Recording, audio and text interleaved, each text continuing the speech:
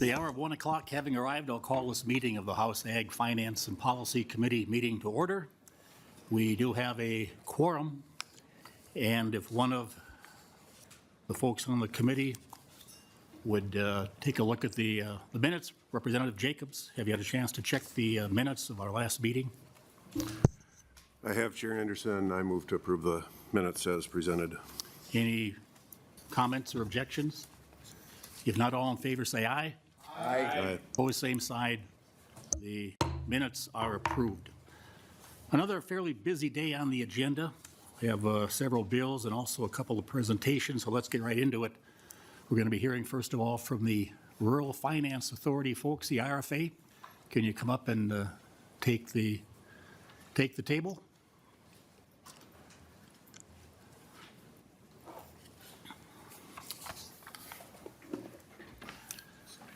Tell us who you are, although we probably know, and for the record, so we can get going and proceed with your testimony. Mr. Chair, members, Tom Peterson, Commissioner for the Minnesota Department of Agriculture.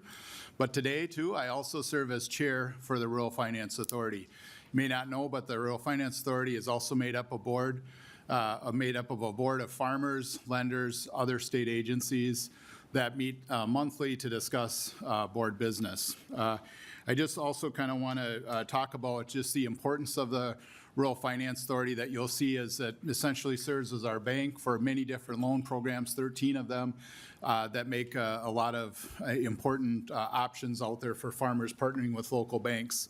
A couple other things I just wanted to point out as we look at where our funding comes from. You'll see that there's GO bonds and then there's a revolving loan program. And when we look at the bill later, that's up, Mr. Chair, your bill, we do appreciate that because when we look at and try to figure out where we're going to run out of money at some point, right now we're projected to run out in December of 2026. So you kind of almost have to play a political game when you're thinking about where do we ask for that, and it's currently not in the governor's bonding bill or request, which would mean that we would probably need to pass it next year at the latest, or we have had this happen before where we haven't passed it, we have to hold loans and then pass it right away the first week of session. And that's happened many times in my almost 25 years of being here. And so glad to, continue to work on that. The other thing I just want to highlight that'll be in one of Mr. McDevitt's slides, though, too, is we try to react to things that are really important. So on avian influenza, no, he's not in here. Let's see. Representative Burkle made a request last week, or about 3 weeks ago, because of avian influenza and AMPV or Menonuma virus that's affected turkeys and H5N1 to open our disaster recovery loan to allow for those loans. And there has been some interest in that. We actually changed the statute a few years ago to let the board make that decision that a disaster exists and to open that up. So I appreciate that and appreciate the support the committee's given it to us. So with that, I'll turn it over to Mr. McDevitt to walk through our program. Okay, Mr. Chair, members, my name is Matt McDevitt. I'm the Ag Finance Supervisor for the Rural Finance Authority and the Agricultural Best Management Program. Okay, I'm just going to kind of move through these slides here kind of relatively quickly, so if you just kind of follow along. If anybody has questions, feel free to chime in and ask me at any time. Okay, so RFA history, established in 1986. I don't have every single program listed on here, but these are the ones that are mostly used by our group. Our goals are to help Minnesota farmers obtain affordable financing under terms and conditions not necessarily available from other credit sources. So we help local institutions. We work with the local banks. We have lower interest rates. We share risk with them, help them manage their local lending limits, and we're really easy to use and quick with our loan approvals. Commissioner Peterson mentioned how we have a fund for our loans here. So beginning farmer, cell-assisted, agriculture improvement, livestock expansion, restructure. These are all the bond-funded loans. So that's how we use the funds with that. We have some Aggie bond loans now and again, and then our dedicated revolving account. Those are some of the programs that we use there, including the disaster is probably the one that gets mostly used out of the revolving. So bonding dollars available on the, last time we had an authorization was 2023, and that was 50 million. We have about 39 million of that left right now. Loan requests have been fairly steady, even in a high interest rate environment and with the rise of land costs. So money's still moving out the door fairly steadily. But we do look to exhaust the funds by about December of 2026. So overall, RFA has done over 4,000 loans, totaling over 417 million. We've only taken losses of just under 700,000 in that time. So that's 24 loans. It's 0.0016%. So extremely low loan loss rate. We currently have 945 active files for about 28.3 million. So I'd mentioned we participate with local lenders. So the way that works is the local lender will actually close the loan, and then we purchase 45% of it. So lender does most of the paperwork. We generally, we have some of our own forms, but generally use their paperwork. They lend all the money, we buy ours, and then the borrower pays the lender on a monthly, quarterly, or yearly basis, and then they pay us. So kind of beginning farmer, seller assisted. These are our most popular loans, probably about 70% of the loans that we do. So it can be bare land, farm, site, or acres. Our net worth adjusts every year, indexed for inflation. Currently, the maximum a farmer can have is $1,042,000.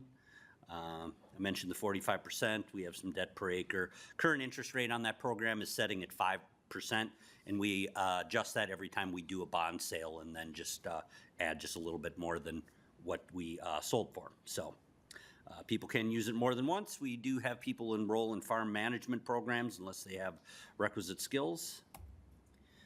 Just kind of an example of kind of how it might work, right? If there was a $200,000 purchase, they put maybe 40,000 down, they need 160, and then you can see how we kind of break it out with the 45-55. And then we do shared first, so then the blended interest rate is a lot less than if they had just gone to the lender. So we also work really well together with FSA. We have some memorandums of understanding, so FSA will waive the 1% origination fee. We have a good chunk of our loans have 95% guarantees. That's part of the reason why our loan loss rate is so low. Are that when there is issues, a lot of times we'll get paid out by FSA. And we'll do a 20-year balloon with the FSA loans. So kind of the same slide as before, just a little bit of a breakdown. As you see, the interest rates even get better because now the FSA has taken about half of it, and they're only charging 1.5%. So their blended interest rate probably ends up in a scenario like that around, somewhere between 5.5 and 6. Agriculture improvement loan that's used to finance improvements to the farm, any ag-related purpose, such as livestock buildings, grain handling facilities, machine storage and manure systems, livestock expansion. It's for state-of-the-art livestock production facilities. Net worth on that program is just a little over $2 million, $2,212,000. The restructure loan program that helps farmers restructure and reorganize their debt to improve their cash flow. That has the higher net worth limit on it as well. Disaster recovery loan, which Commissioner Peterson touched on before, helps farmers affected by recent disasters. So we can help clean up, replace livestock or other inputs, or repair buildings, or improve buildings in some cases when it comes to like some of that avian influenza and things like that. Can purchase watering systems during drought and potentially cover the loss of revenue when there's a contagious disease. So same type of 45%, although we do have a 0% interest rate on this loan, and we only require interest only the first 2 years, which is 0. No maximum net worth on that, and collateral is negotiable. So we've done 123 disaster loans, helped that many farmers over the period this loan's been available for over $9 million. Just a little snapshot of our most recent resolution. Commissioner mentioned earlier that we kind of retro dated it back to April 1st, 2024. And then that'll last through February 24th of 2026. Livestock equipment loan helps purchase livestock-related equipment, facilities improvements. Lower interest rate on most of our revolving loans. This one's 2%. So we don't have to pay anybody back. Farm opportunity loan used to purchase machinery and equipment to add value to livestock or crops, do some best management practices, reduce or improve management of ag inputs, increase production of on-farm energy. Value added, that's to provide financing for farmers with limited capital that want to buy stock, or in a cooperative proposing to build or purchase and operating an agricultural processing facility in Minnesota. One of our newer programs, that's the Meat and Poultry Intermediary Lending Program. It's a mouthful. We got a $15 million grant from the USDA, secured late in 2022, to set up a revolving program to do direct loans, and these funds can be used to purchase land, equipment, cover startup costs, and make other business investments when it comes to small and medium-sized meat processing facilities in Minnesota. So we've done we have a few that are on the books already, did full slaughter, did some slaughter processing. We did a turkey deboning, or helped fund a turkey deboning facility.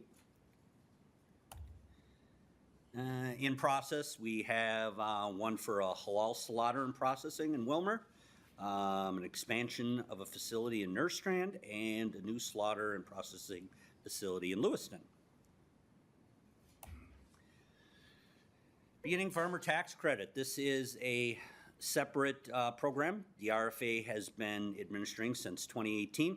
So we can do tax credits for sellers, landlords and sellers that work with beginning farmers. So they can use it for farmland, livestock, facilities, and machinery. Funding is limited currently to $4 million a year and is generally on a first come, first served. There's some caveats involved with that.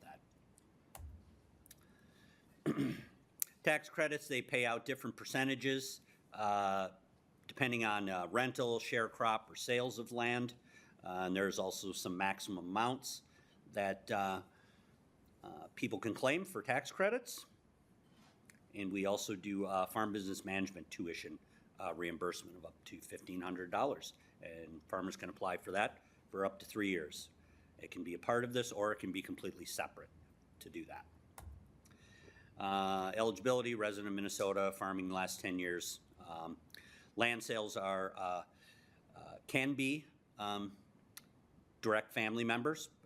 Net worth on that is set at $1,042,000, and does the majority of the labor on the farm. Funding's limited, $4 million. Currently sunsets 2013.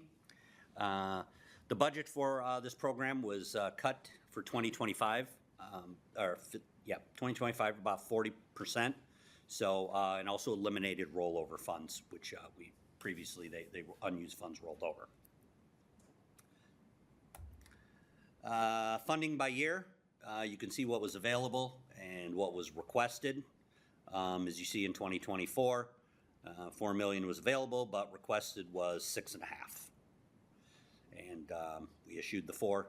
So there probably would have been a lot more requested, but at some point people just stopped sending in applications. They knew the funding was exhausted.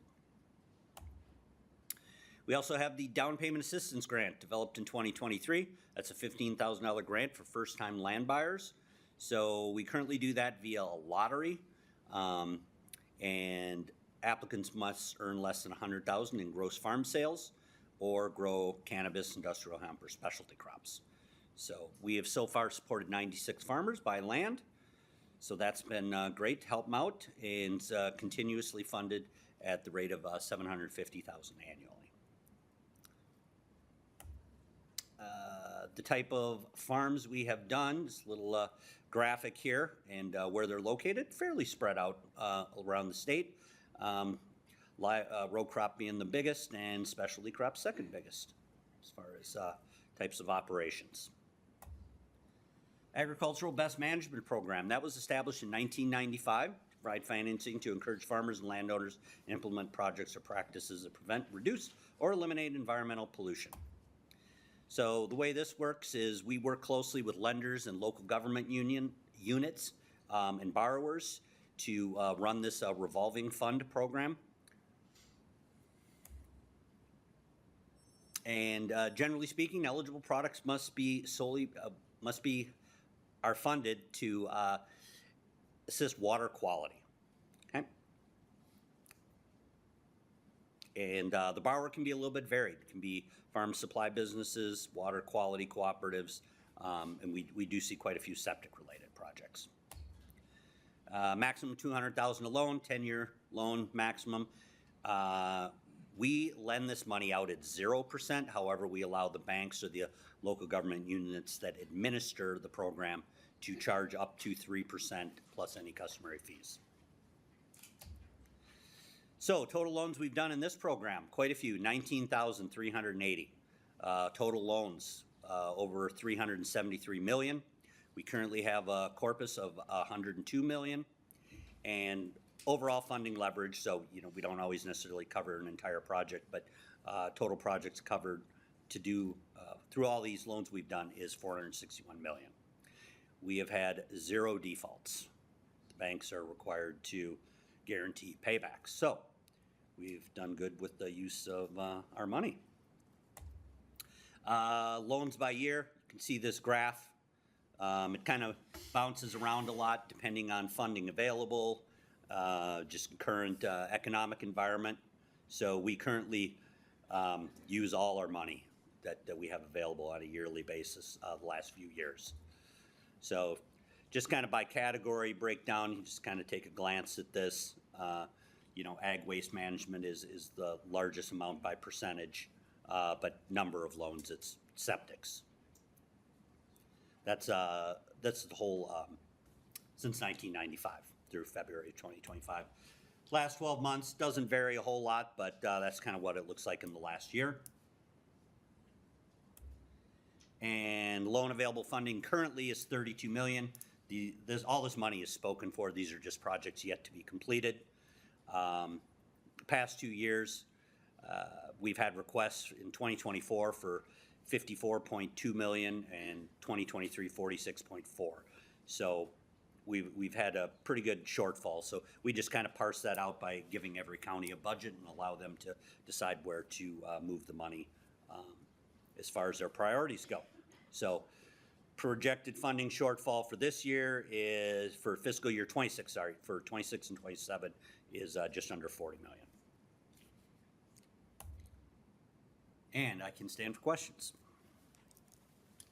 I'll take the first, Mr. McDevitt. If you would go back to the down payment assisted grants, you were discussing the types of farms that were using the grant program. Priority given to growing marijuana, hemp, and specialty crops. And I thought you said a large category was row crops. Did I hear correctly? What would be row crops that would fall under? Sure, Mr. Chair, members. That's still going to be just generally speaking, your corn or soybean. So despite the fact the priority is given to those other 3 categories, most of your loans are going to row crop type farming operations? Mr. Chair, yes, that's correct. Okay, thank you. Other questions? If not, thank you for the testimony, very good numbers, and we thank you for that. Next up, I have a bill that pertains to this same topic.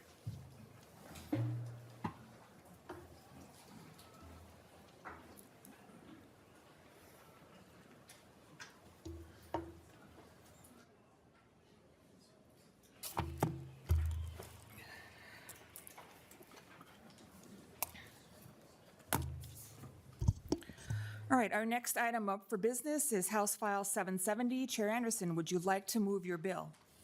Madam Chair, yes, I'd like to move House File 770. Thank you. Chair Anderson moves that House File 770 be re-referred to the Committee on Capital Investment. Chair Anderson has the A1 amendment. Chair Anderson, would you like to move your amendment? Yes, Madam Chair, again, I'd like to move the A1 amendment, which corrects one of the typos we found in the bill. Chair Anderson moves the A1 amendment. Is there any discussion to the amendment? Representative Lee. Thank you, Madam Chair, and thank you, Chair Anderson, for bringing this bill forward. Members, I have talked to both Chair Hansen and Chair Anderson that support the amendment and the forthcoming oral amendment. Thank you, Chair Anderson. All right, any other discussion? Hearing not, all those in favor of the A1 amendment say aye. Aye. All opposed say nay. The motion prevails and the amendment is adopted. There is also there's an oral amendment. Madam Chair, yes, I have an oral amendment, and again, Chair Lee, I would beg your indulgence. Again, there were a couple of typos in the bill. We caught one, didn't catch the other. It's on page 1, line 21, and that is a figure that goes to the cost of issuing bonds, and it doesn't need to be $30 million, as it says. We got them down to $30,000, so that's good news. So, Madam Chair, I'd like to amend line 121 to change that $30 million figure to $30,000. Thank you. And House Research will repeat the oral amendment. Chair, members, the amendment would be page 1, line 21, delete $30 million and insert $30,000. Thank you. Is there any discussion to the oral amendment? Representative Lee. Thank you, Madam Chair, and members. I encourage your support for this. Thank you. Any other discussion? Hearing none, all of those in favor of the oral amendment say aye. Aye. All opposed say nay. And the motion prevails and the oral amendment is adopted. Chair Anderson, please present your bill as amended. Madam Chair, thank you. No need to say much more on this. We heard the presentation from the RFA folks. It's a tremendous program state of Minnesota has. It's kind of like our state bank, and it can provide a lot of needed help for buying down interest rates, and especially in this time, this economic time, we appreciate the work they do, and we don't want to see them at all running short. So although they don't need money for a while yet, about a year, we thought it was smart to move this bill now and have the funds available for when they need them down the road. So, Madam Chair, I would ask for support for this bill. Thank you. We do have testifiers on this bill. The first on the list here is Matt Hardy from the Rust Hill Ranch. Please come to the table, state your name, and begin your testimony. Thank you.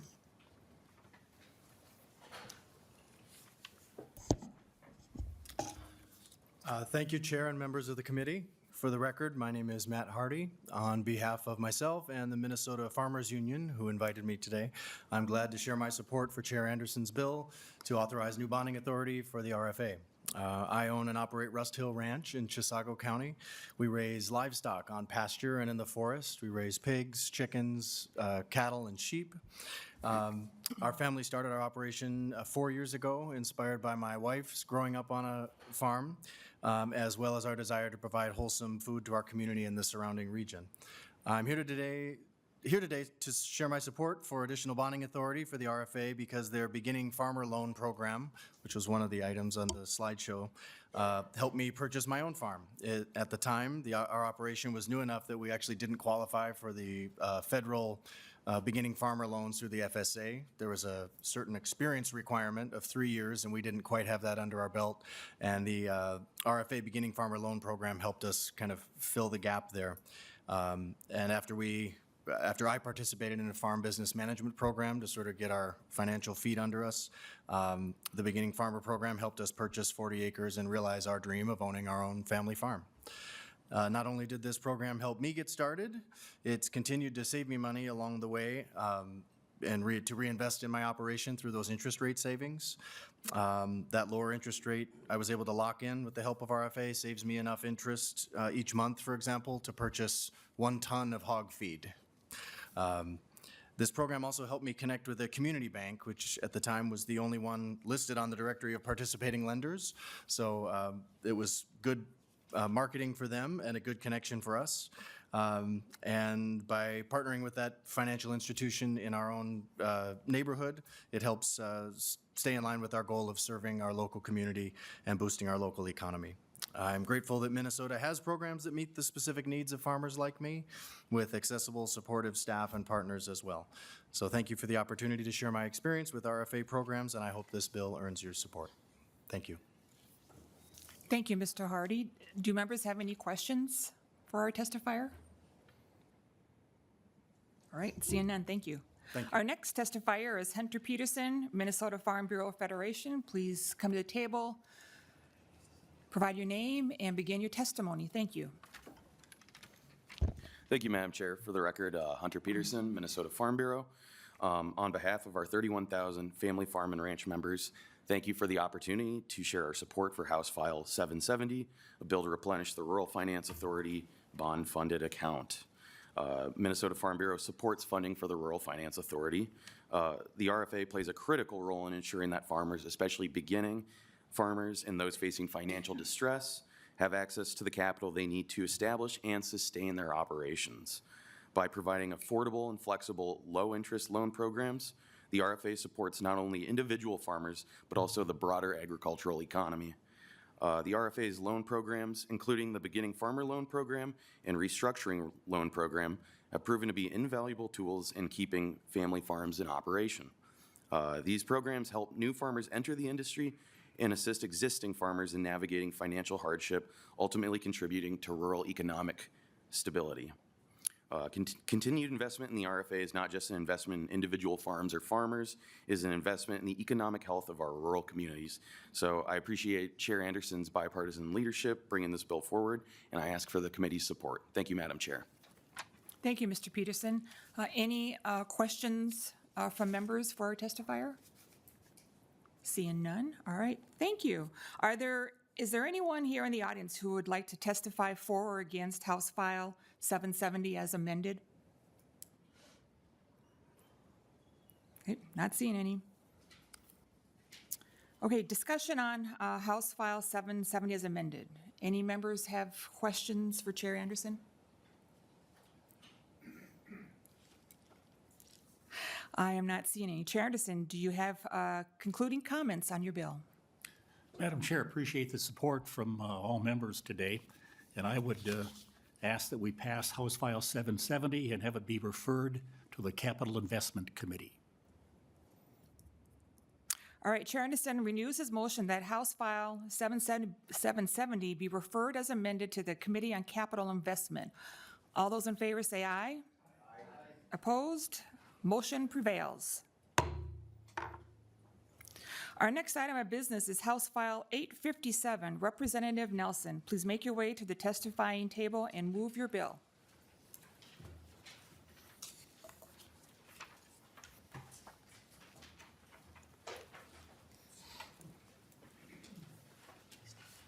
Let's just sit together. What? All right. Keep these two guys from fighting. So. Representative Nelson, would you care to move your bill? Yes, I would like to move House File 857 before the committee. This is a bill of funding for Agriculture and Utilization Research Institute. And carry on, talk about your bill, and you have a couple of testifiers, I see. Okay, so this bill is funding the AURI. It's an institute that was founded in 1989. They've just recently had their 35th anniversary of celebrating the research and increasing the value and opportunity of farm products across rural Minnesota. This adds value in our communities and really does a great service. I've toured, I think, 2 of the 3 sites. I don't know if I've been up in Crookston yet, but it's a great opportunity to see the research and what can happen, with a product and just not having just a raw product, but taking and doing something with it, making it a greater, increasing the value of it. So with that, I would encourage all the members, when you have a chance, to take a tour of AURI and see the products that are coming in, whether they're raw or whatever it is, and they're transforming it and adding value back. It's to our farms, to our communities, and it's very beneficial. Thank you, Representative Nelson. Any questions from members to either Chair Nelson or either of his two testifiers? Representative Vang. Thank you, Mr. Chair. Representative Nelson, can you tell me what's the increase? How much is the increase from the base? Representative Nelson. I think I'll have the nonpartisan Mr. Savory defer to him. Mr. Savory, go ahead. Chair and members, the base for each fiscal year in 26 and 27 is $4,343,000. So this bill would increase appropriations each year by $175,000, so a total of $350,000 over the biennium. And there's no language in the proposed bill that makes this a one-time increase. So those $350,000 would carry into the next biennium in 28 and 29. Representative Vang. No further question. I would add that that's about a 4% increase over the 2 years of the biennium. In the governor's budget request, he had a 2% figure in his request for an increase for AURI. Any other questions from members?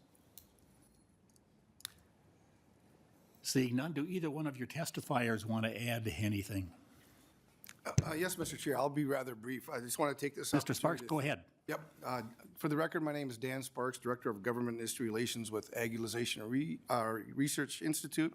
Want to thank you and your staff for the opportunity to testify briefly here this afternoon. We appreciate the opportunity. A few weeks ago, we were here with my Executive Director and our Board Chair to give you a more detailed update on AURI activities in the past year and the successes that we've had.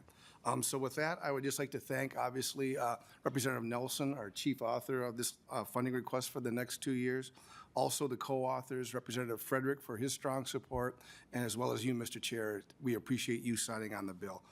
In members' packets, too, just because of time today, we do have letters of support from both the Minnesota Farmers Union and the Farm Bureau. We're very appreciative of their continued support. They're a key stakeholder of ours, and we really appreciate their support. And lastly, I just would like to add, too, that we appreciate the great working relationship that we have with the Minnesota Department of Agriculture, their entire staff, and it's been a pleasure to work together alongside with them to move many of these initiatives forward. And so with that, Mr. Chair, if it's okay with you, I would like to turn it over to our Executive Director, Shannon Schlecht, and then obviously we'll be available to answer questions or comments that you or the members of the committee may have. Very good. Mr. Schlecht. Thank you, Mr. Chair, and members of the committee. My name is Shannon Schlecht. I'm the Executive Director of AURI. And I just, first of all, just want to thank you for your past and ongoing support of the organization and the work that we do to advance value-added agriculture. As Representative Nelson mentioned, we've been in existence for 35 years, formed in 1989, to really look at how can we transform the commodities and agricultural products produced here into new business opportunities and creating new markets. So we are asking, as was mentioned, for an increase to offset rising costs, to maintain competitive salaries, rising rental costs and operational costs that equate to 4% for the biennium, or would equate to roughly 2% per year of an annual increase for our organization to continue our programs and driving impact for Minnesota agriculture. It means a lot in terms of the work that we do to try to reach as many Minnesota businesses as possible to help support their ideas in commercialization. We worked on over 200 projects last year with Minnesota businesses through initiatives, through our stakeholders, right through client projects, and then we consult with dozens more each year to provide them information that never turn into projects, but that we're there to lend that helping hand and provide information to help them move those ideas forward, as well as provide educational opportunities around new market opportunities. We've continued to show a strong return to the state for the dollars that you invest in us. Over this last fiscal year, it was about a 45-to-1 return in terms of new capital sales, new capital investment, and jobs created and retained that we're doing to help drive new opportunities for the agricultural sector. So we're very proud of the work that we do. We're really grateful for the partnership of the Minnesota legislature as our key stakeholder, and I just appreciate your consideration of this request. Thank you, Mr. Schlecht. Anybody in the audience who would care to testify or comment on this this bill? Seeing none, I would just add that in this time of depressed commodity prices, it's more important than ever to add value to what farmers produce. And your organization does an excellent job with that. So thank you for your work with agriculture and trying to get some value-added products that we can all benefit from. So thanks for that. Representative Nelson, any closing comments? No, other than I thank you for this opportunity, and I think it's a great organization. You know, we've seen a 45 to 1, return on investment in this. It's great for our communities to be able to have this added opportunity, added value in our communities, and I would just ask for your support. With that, this bill is going to be held over. So congratulations, Representative Nelson, and thanks to our testifiers. Thank you. Next up is Representative Gander as he makes his way. Okay. Yeah. Shouldn't have said everything that first time, but anyway. That's your step. Representative Gander, new to the Ag Committee. We appreciate your knowledge here, and let's hear about your bill. Thank you, Mr. Chair. Chair Anderson, members. I would like to move House File 38. And House File 38, as you know, it matches the governor's request for the same agency. So it'll be of a lower dollar amount. We're basically hoping to create a marker for that other dollar amount. I will say, for the record, I prefer the higher dollar amount. But if it does come to that, we want to have this already approved in advance. So the two amounts here would be the $4,388,000 in fiscal year 2026, $4,434,000 in 27, and that is the 2% increase as recommended by the governor. You know, I'm going to admit that I didn't know we had this lengthy presentation by AURI before, and stuff's coming by. They say to be a new rep, it's like drinking from a fire hose. It's very much like that. And so I went back to your website, and thank you so much, Mark, for giving me the information I needed to dig in a little bit. AURI, I think one thing we haven't talked about yet about AURI is to anyone out there who has agriculture in your background and an entrepreneurial spirit, I'm talking to you right now. If you don't know where to go with your good ideas, this is a good place to go. These folks have just a whole system in place for taking your concepts into actual workable plans that can grow the market for ag commodities, creating products that we need. I was reminded of a fellow named Dr. George Washington Carver. You probably know about him. He came up with 300 uses for the peanut, and including shaving cream, shampoo, and wood stain and plastics. So I mean, AURI, just the sky is the limit to what can happen with these agricultural commodities. What can they be turned into? And so what a privilege to think about being able to fund an organization that's facilitating that. I know they had like a 45 to 1 thing, but we're talking about less than $5 million, and they're planning to deliver $500 million in economic activity by 2026. So that's a really good return on investment, and I would ask for your approval. Representative Gander, thank you for the information. And I'd be remiss if I didn't remind you as a new member, your first committee hearing, congratulations on that. Do we see any treats around? Mr. Chair, there's a large platter of cookies back in the corner, and they're for everyone in the house. Well, let's have one of our pages, unless it's too big to pass around, but it's a tradition. Thank you much, Representative Gander. My pleasure. Thank you, Mr. Chairman. Anything, I wonder if our testifiers have anything else to add, Mr. Chair? I will ask them. Mr. Sparks or Mr. Schleck, go ahead. Yeah, so Shannon Schlecht again, Executive Director at AURI. I think just some excellent points around like all the different things we can do with these different commodities with that entrepreneurial and innovative spirit that we know exists across the state of Minnesota. I think of, our 35 staff are out having conversations with entrepreneurs, with producers, with businesses, cooperatives every day. And it is just really exciting for us to see that when we have discussions around what is possible and think about the role that we can play to look at both the business case and the technical side of marrying those two things together to see if there's a true business opportunity. And it's, again, I don't see organizations like AURI outside of the state of Minnesota. It was a really great foresight in terms of thinking about how can we support our agriculture community in a different manner. And we just really, again, appreciate the support. And Mr. Spark? No, I would just say the same thing, that we appreciated being included in the governor's budget. It wasn't a full request, but we understand the challenges on the budget, but we're grateful that he did include some money in there, and obviously we'll work with you through the process to see which bill can move forward in the best manner. Final comments, Representative Gander. No, thank you, Mr. Chair. Thanks for your time today. Very good. So with that, House File 38 is being held over. Thank you very much. Next up is as the cookies are being passed around, we again say thanks to Representative Gander. Presentation from the Department of Ag on the Agriculture Growth, Research, and Innovation, the Agri Grant Program. Welcome. As you get set up and deliver your presentation, we appreciate you being here. Identify yourselves and go ahead. Good afternoon. Thank you, Mr. Chair and members. For the record, my name is Paul Huguena, and I'm the Director of the Ag Marketing and Development Division at the Minnesota Department of Agriculture. My plan is I'll work through this PowerPoint presentation promptly and then hopefully save time for questions. That's where my Assistant Director, Ashley Bress, can answer all the tough questions and comments. One thing I want to note is that our full legislative report on Agri is in front of all of you, and we'll spend a little bit of time at the end of this presentation to kind of walk through some of the highlights of that and help you use that to your maximum benefit. I know there are a number of you on this committee that are either new or relatively new to this committee, and so just a little bit of historical context on the Agri program. Obviously, Minnesota has always been a leader in the area of biofuels and ethanol. And about the time the ethanol mandate was passed in Minnesota, that was paired with producer payments to help start the ethanol plants that you see in Minnesota today. Those payments were scheduled over a 10-year period when a plant became operational. That was roughly, I want to say, averaged of something like $20 million a year.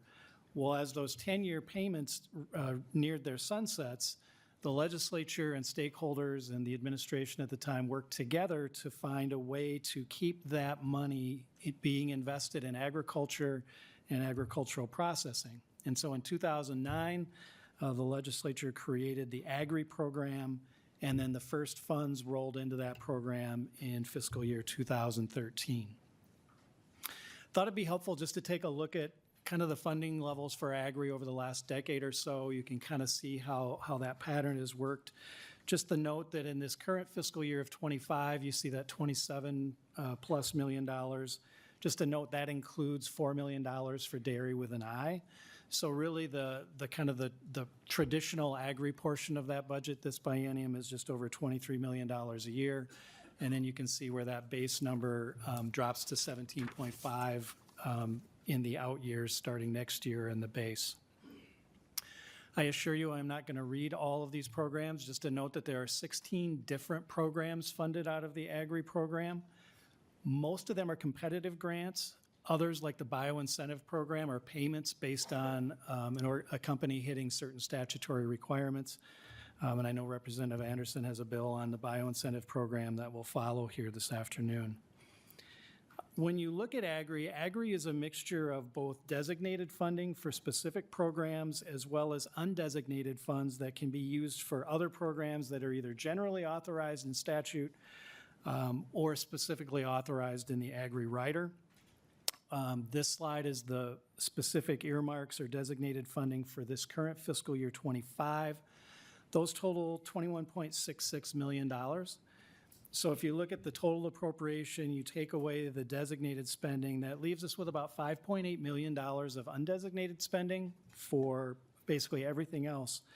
And those programs are listed under there. And I want to call your attention to some pretty important traditionally funded programs in Agri, like the Livestock Investment Grant Program, the value-added grants, their farm business management scholarships for beginning farmers, and then things like the Sustainable Ag Development Grants as well. Those of you who have been on this committee before have heard a combination of our commissioners and staff people like me talk about the value and the importance of the flexibility that you authorize in the form of those undesignated spending funds. And there's a couple of reasons that that's so important. One is that in any given year, it's impossible to know how many applications we're going to get, what the quality of those applications will be, as well as what industry trends and needs are. And those vary from year to year. And so to have that flexibility to make sure that we are truly funding the best, highest priority projects is really helpful. It also allows us to respond to emerging needs. And the two examples on this slide are the Protect grants and the Prepare grants. I'll talk a little bit more about each of those in a moment. And then the last reason for that is there are times when the federal government will have opportunities that we can take advantage of by using agri funds to leverage or match that. Several years ago, we took advantage of the opportunity to land several $1 million for biofuel infrastructure projects. And we're still hoping that we may have the opportunity to do something similar with the local Food for Schools program. You all heard a presentation from the legislative auditor last week, so I'm not going to repeat that, but just want to emphasize the fact that we really take our role as being stewards of the public tax dollars. We take that very seriously. And so on this slide, it's talking about some of the ways that we exceed Office of Grants Management standards. That's really important for us. And so, you know, looking back at what the auditor had to say last week, the one thing on that slide that I would highlight is the phrase about $14.5 million of payments is what the auditor reviewed. And out of that, there was only 0.1% that they said we should go and reclaim. So we're really proud of that, but that comes from going above and beyond what the current requirements are. The title of this slide changed a little bit.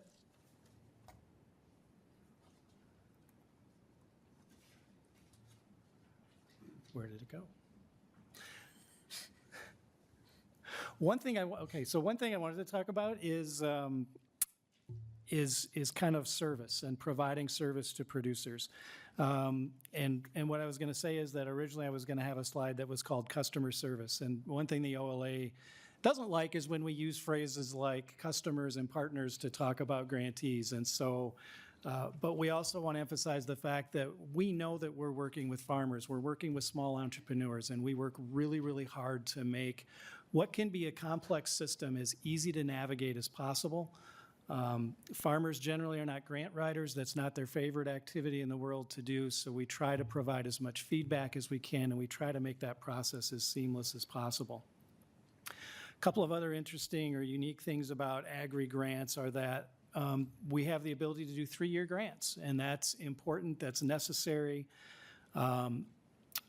Things like the livestock investment grants, where people are building, in many cases, a new barn or a new hog facility. Those take time to do.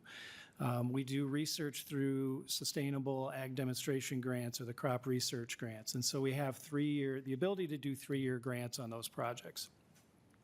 We also have a number of small grants. A lot of our grants are in the more of $10,000 to $25,000 range. And so, you know, one of the things that we talk about is it takes about as much time to administer a small grant as it does to do some of the larger grants. You heard in the budget overview that the commissioners presented, one of the things in the governor's budget is a request to increase our allowable admin from up to 6.5% to up to 7.5%. Really, that's an acknowledgement of the increasing requirements that we're seeing from OGM, as well as some of the bills moving this year, as well as the fact that we've always exceeded those requirements, and we really try to work closely with our farmers and processors to help them navigate the system. So as much as we'd like to walk through all of our grant programs, I just picked a couple today to highlight that I think illustrate kind of our approach to agri grants. The first one is the Agri Protecting Livestock Grants, which we just call the Protect Grants. This was not a designated program. It actually is in this fiscal year, but it didn't start out that way. And I think that's important to note, is that we created this program out of undesignated funds. Partially it started, we were at the National Cattlemen's Beef Association, and one of the things they were talking about was what would happen if something like bovine tuberculosis were to come back.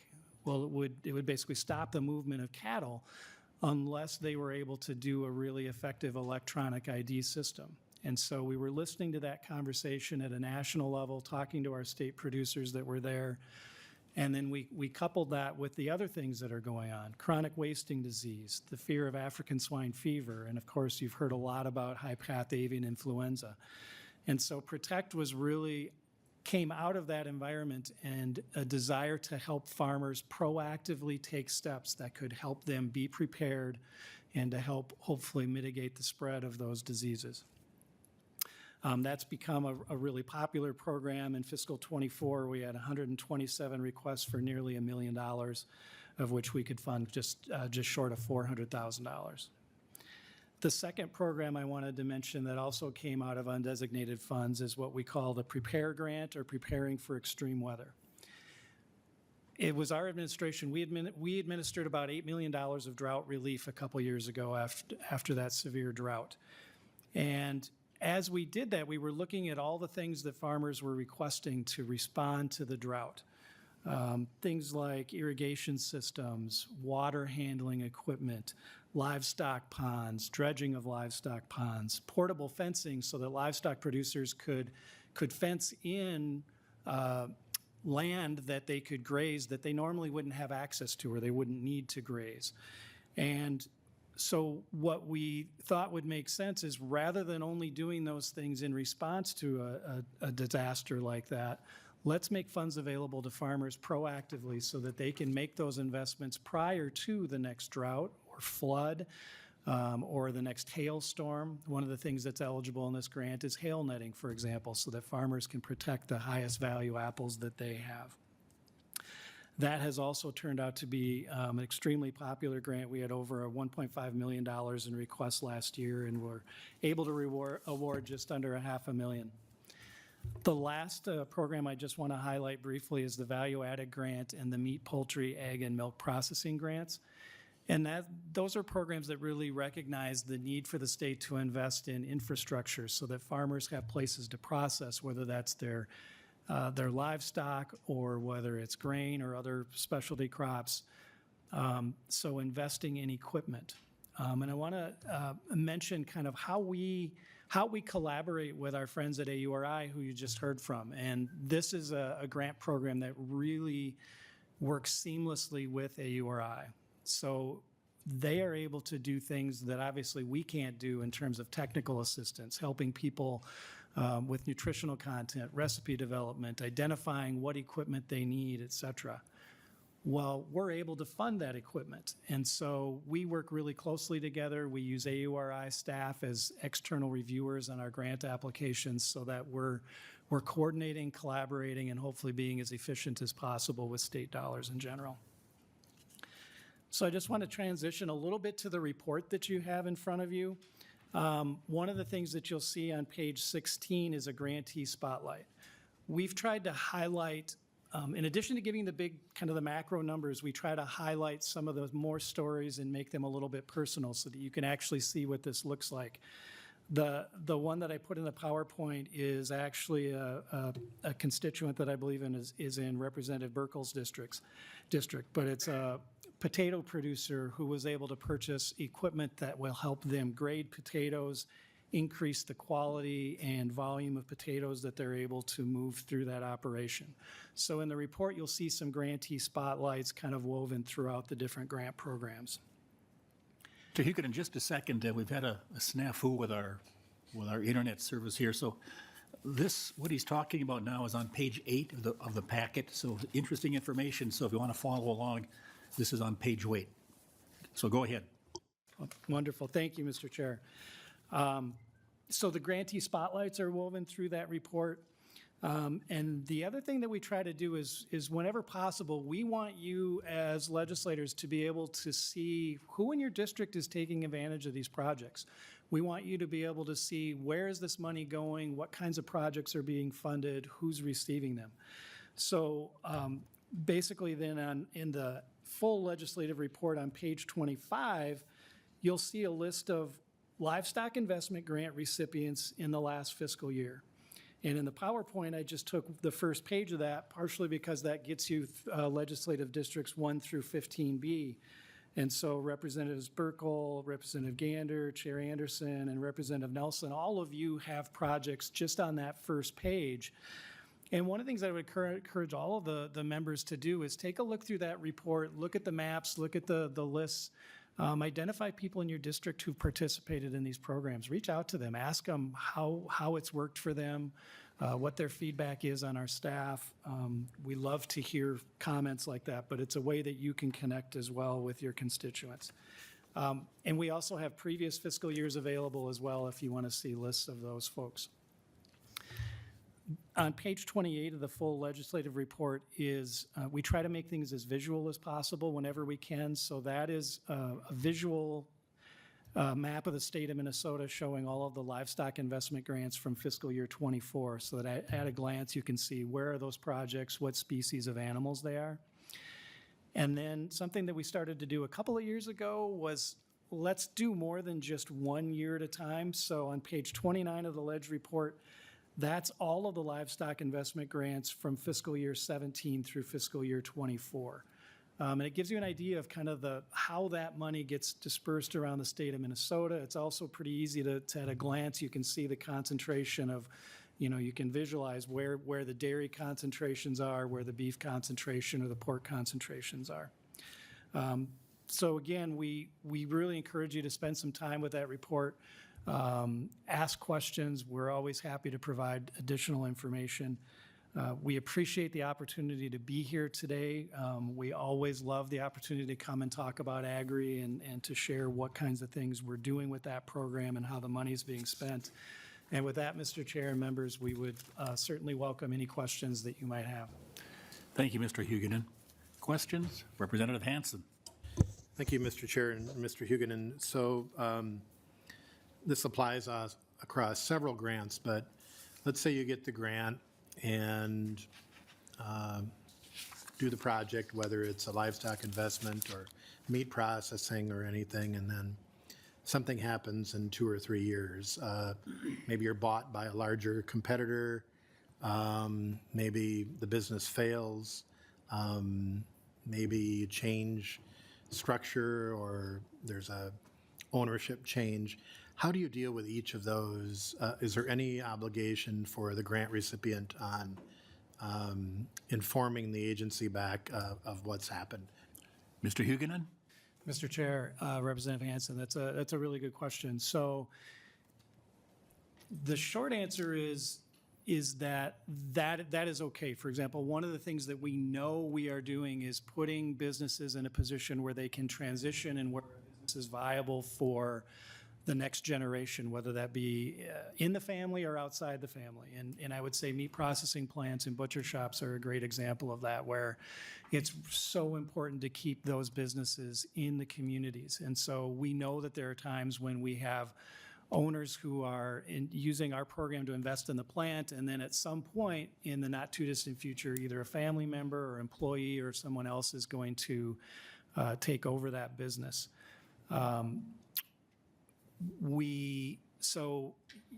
think one of the things is we don't make any attempt to, for example, like we're certainly not going to try to claw that money back. Our point in setting up this program is to make investments in infrastructure that enable those to be viable businesses for the long term, whether that's by the current owner or the next owner. Representative Hansen? Thank you, Madam Chair, and I appreciate that passing off to the next generation. What I'm concerned about is, do we make the investment and then they're purchased and closed down, maybe in an anti-competitive nature, and the equipment is sold off or not used? So is there any, I'm not talking about clawback, but is there any requirement, so like with a soil and water conservation district contract, you've got to have we will maintain this for 10 years, it's a contract. Is there anything and maybe it varies by the different types of grants, but is there anything that says, okay, we're just not, where they notify you that they're not doing it anymore, or something else has happened? Mr. Huguenin. Mr. Chair, Representative Hansen, so no, we don't have a provision like that where they are required to notify us. One thing that I would say is what we try to do is vet those on the front end as much as possible. So these are very competitive grants. We use external review committees. And what we're looking for in these grants is that ability to clearly identify how this fits into their long-term business plan. And there's a point where when, say, a value-added grant application, if they hit 100,000 in requests, they're required to provide us with a business plan in order to be considered. And so I guess the best way I could answer that is to say that our emphasis is to vet those on the front end to verify that this is an ongoing, a long-term vision that they're executing. Final, Representative Hansen. Thank you, Mr. Chair. And I believe 2 years ago you did some look back on some of these. It would be interesting. I'll go to the sustainable ag grants. I think you have a history back 40 years. You know, that's a couple generations, maybe even 3 generations potentially. You know, did it make a difference? Do these grants make a difference? Is the barn that we invested in still occupied? So I think having some piece of evaluation, I'm not talking a burdensome one, but some type of notification or evaluation to see in the long run were they effective. So the outcome is not just the expenditure, but the sustainability of the business or the farm, whether it's to the current owner or to the next generation. Comment, Mr. Huguenin? Yes, thanks, Mr. Chair, and thanks for the comment, Representative Hansen. We did, a couple of years ago, we did a follow-up survey where we took several of our programs and we looked back several years, and then we reached out, we surveyed all those folks. We hired a third party to do that. And, you know, just a couple of the highlights, the 89% of the people that responded to that said that as a result of the project, they were able to increase their gross revenue. So we do try to do that. It's expensive to do that well, but we really do value that and try to make sure that we can show results and that we know long-term this makes a difference. No further questions. I think there's something similar to that in the down payment assistance grant program. As I recall, it's $15,000 over 5 years, and if somebody exits farming after 2 years, they're to repay the remaining 3 years of that $9,000 of the grant. And if they can, wonderful, but I often wonder if they've left the business or gone bankrupt, how do they repay that money owed back to the state? So it's a good question, good comment. And in the case of a barn that sits empty after a few years, you know, so many things can happen. Somebody could have an accident, you know, lose an arm or something like that. And so things change. And I think it just probably goes with the territory that some of these things change over the length of time. And we do the best we can to vet those and do it as wisely as you can. So thank you. Any other comments from members on the committee? If not, moving along pretty well. A couple more bills we have to get to. And again, we'll play musical chairs.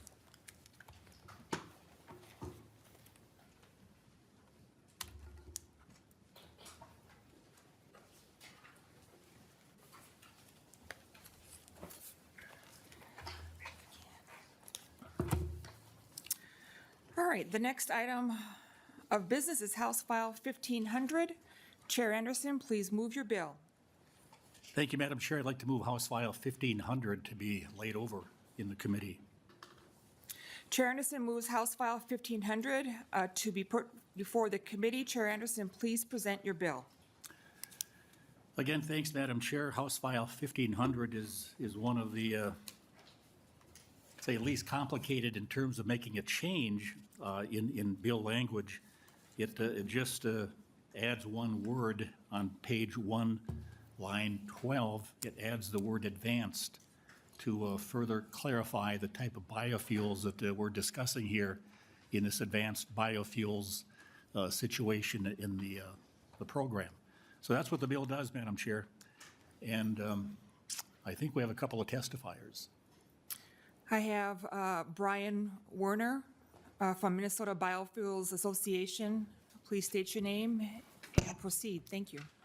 Madam Chair, members of the committee, my name is Brian Werner. I'm the Executive Director of the Minnesota Biofuels Association. We'd like to thank the chair for bringing this bill forward.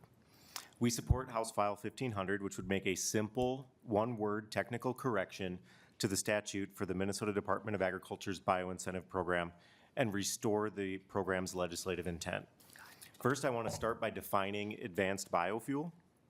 It's a renewable fuel with at least 50% lower greenhouse gas emissions on a life cycle basis than petroleum. Many of our members have made the necessary investments to begin producing corn kernel fiber ethanol by using special yeasts and enzymes during fermentation that generate ethanol from the fiber in the kernel of corn rather than the sugars in the starch. This type of biofuel reduces greenhouse gas emissions by 70% compared to petroleum and therefore qualifies as an advanced biofuel.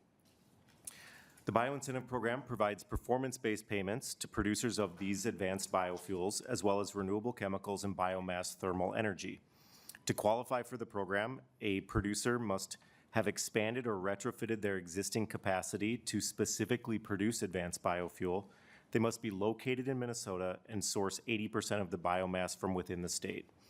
And they must not have produced more than 23,750 MMBTU of advanced biofuel before 2015, which equates to a 1.24 million gallons per year. When this program was established, the production cap was put in place to ensure that only new and additional production of advanced biofuel would qualify. It was never meant to apply to existing production. So we need this. Why do we need this fix?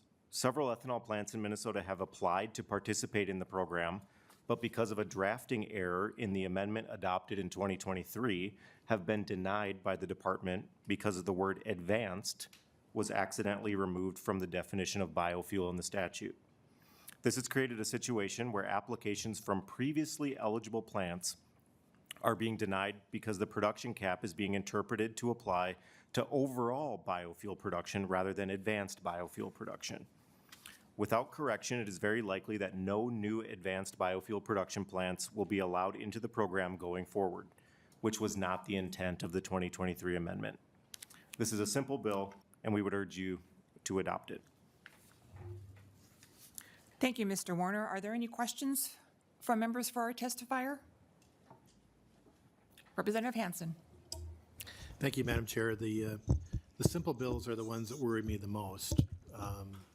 Just a one-word change can make a difference in terms of putting the state on the hook for things. So, you know, we've had this program for 10 years for the incentives. Where is the product?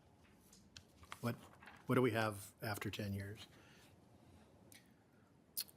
Oh, thank you, Representative Hansen. Who would have the answer to that question? Chair Anderson or Mr.? I would hope Mr. Werner does.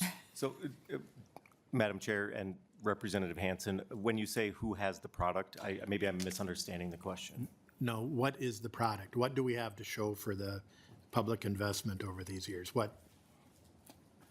So, Madam Chair, Representative Hansen, 70% fewer greenhouse gas emissions in the ethanol that's blended into gasoline. Madam Chair? Representative Hansen? And is that modeling or is that monitoring? Mr. Warner? Madam Chair, Representative Hansen, that is based on the life cycle modeling. Representative Hansen? Nope, that's it. Further questions from members? Seeing none. Thank you. Is there anyone else in the audience who would wish to testify for or against House File 1500? I'm not seeing any. Also, members, there is a letter in your packet from Bioeconomy Coalition of Minnesota on this bill for you to review. Okay, discussion from members. Any discussion from members on the bill?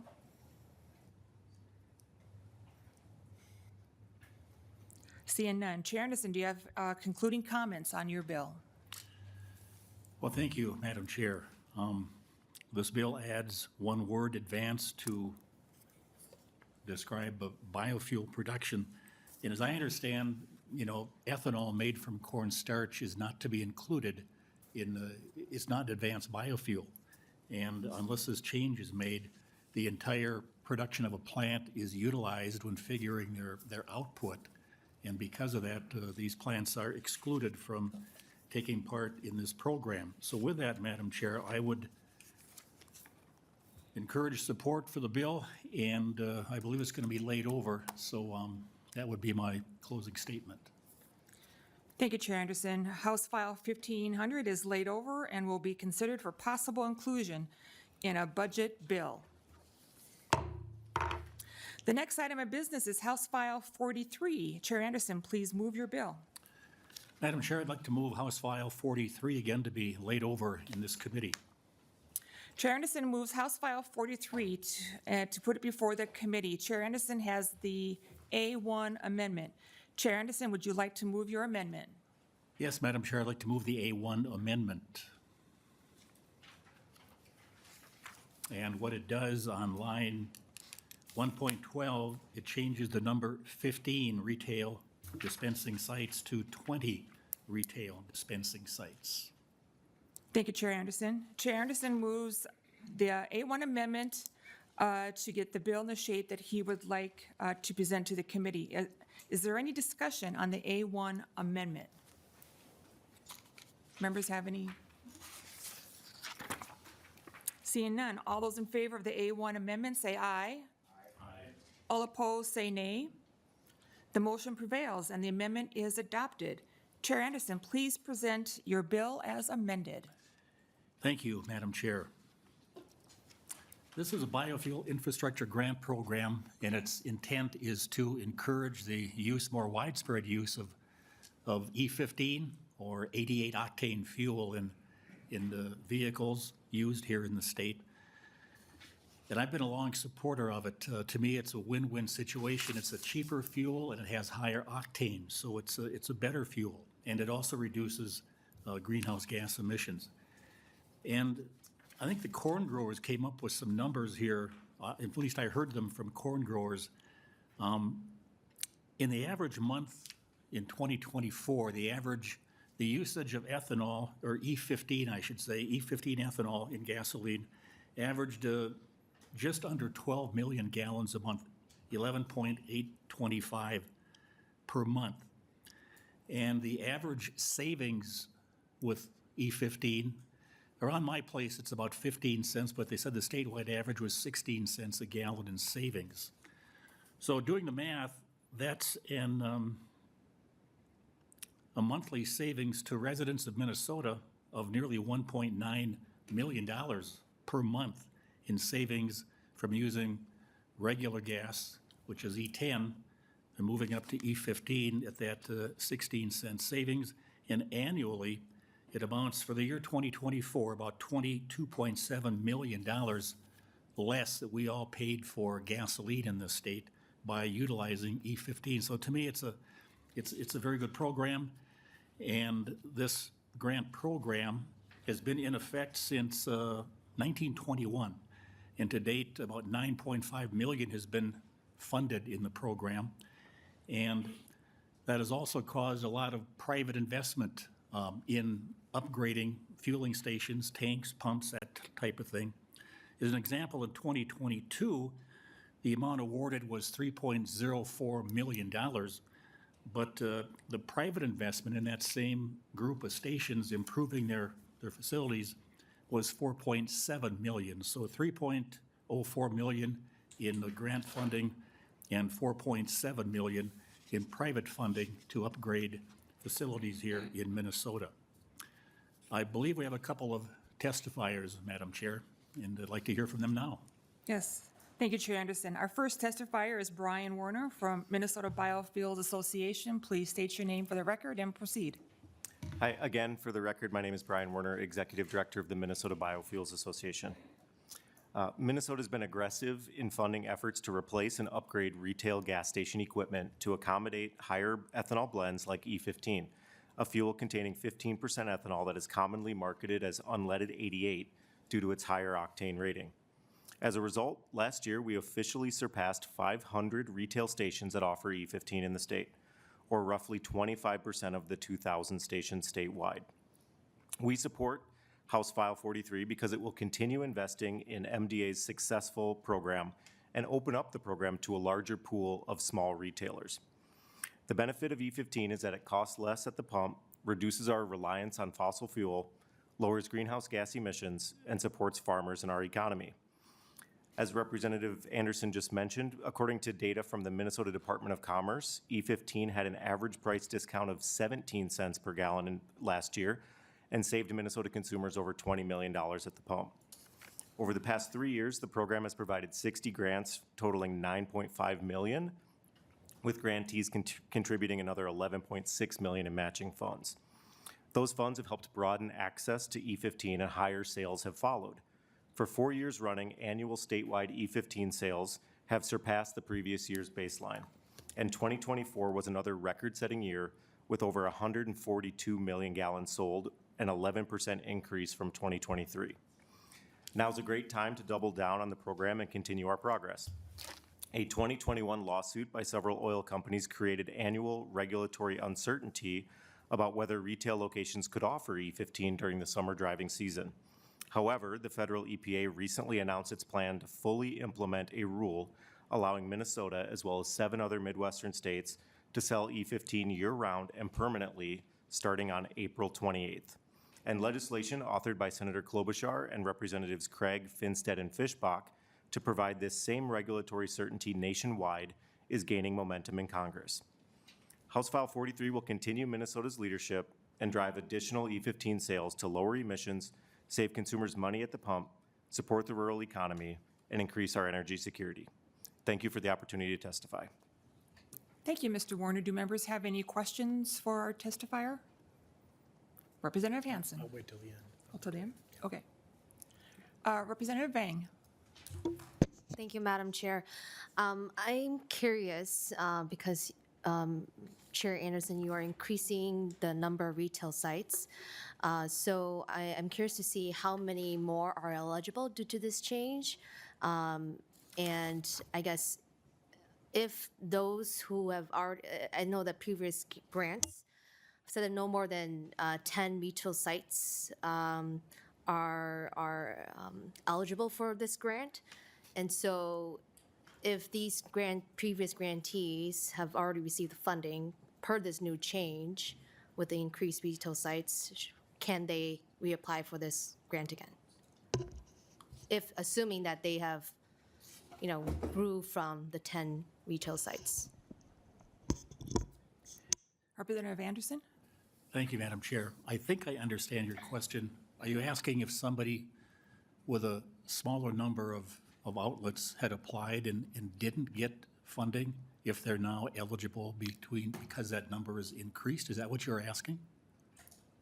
Yes, and if they did get funding, can they apply too, assuming that after they got this grant, they have increased the number of sites, and can they reapply for this as well? Chair Anderson. I think you're asking at a different site, could they apply? Yes, they could. Representative Vang. Anyone? All right, thank you, Mr. Warner. Our next testifier is Amanda Billix from the Minnesota Corn Growers Association. Please state your name and begin your testimony. Thank you. Thank you, Madam Chair, members of the committee. My name is Amanda Billick. I'm the Senior Public Policy Director for the Minnesota Corn Growers Association. We represent nearly 7,000 family farms who grow corn. So I'm testifying today in favor of House File 43 as amended. Thank you, Chair Anderson and the co-authors for bringing this bill forward to support the Biofuels Infrastructure Program at the Minnesota Department of Agriculture. As you just heard, the amended bill would help to open up the program to some more retail locations, opening that up to retail locations that have 20 sites. We do think that this can help to increase some competition for program resources as well as improve the pool of applications. The testimony that you just heard from Mr. Werner and also with the comments from Chair Anderson really discussed the positive economic benefits that have resulted from this successful program. And last week, the committee heard a really positive report from the Office of the Legislative Auditor for the department's diligent implementation of the Biofuels Infrastructure Program. We really want to express our appreciation to MDA for their work to effectively steward these public resources that help to increase biofuel blending across the state of Minnesota. And Minnesota Corn Growers Association and Minnesota Biofuels Association submitted separate written testimony on that last week. Minnesota Corn Growers Association has nearly a 20-year history of biofuel investments, including marketing, outreach, infrastructure, and research. And about half of those total investments have been dedicated to marketing, outreach, and infrastructure initiatives in Minnesota. So we're very supportive of the Biofuels Infrastructure Program. Since it was first authorized in 2021, has really helped to increase the amount of blending that's available for biofuels and helping to save consumers money. Creation of the state program was a recommendation from the Governor's Council on Biofuels. This was created by Governor Walz in 2019. And state-level funding for biofuels infrastructure is becoming even more important given some uncertainty at the federal level for a biofuel infrastructure program that was authorized in the Inflation Reduction Act. There was $500 million that was authorized in that federal program, and to date, they've awarded $287 million to 345 projects across the country, but any future commitments are a little bit in question, which really kind of underscores the importance of state-level programs. The state-level program started before there was a federal program and helped to provide an assistance to retailers for increasing blending. So thank you, Chair Anderson and the co-authors for your continued support of this program at the Department of Agriculture and bringing forward House File 43. We appreciate the opportunity to testify in support. Thank you. Thank you, Ms. Billick. Do members have any questions for our testifier? Representative Hansen.